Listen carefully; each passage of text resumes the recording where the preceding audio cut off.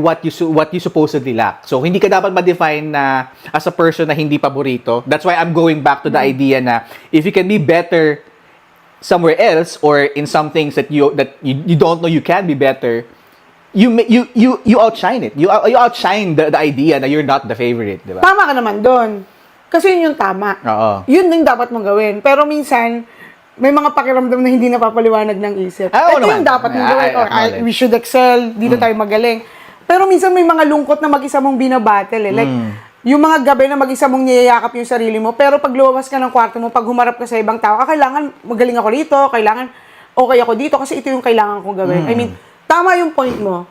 Kasi yun naman talaga po yung dapat. Pero talaga rin naman, sabi nga, feelings are valid. Minsan yun yung parang ang hirap i-cure. Alam mo yung gano'n, yung ito naman yung dapat kong gawin pero may mga bagay na parang paano, It's different to cure and you can't even see or feel it.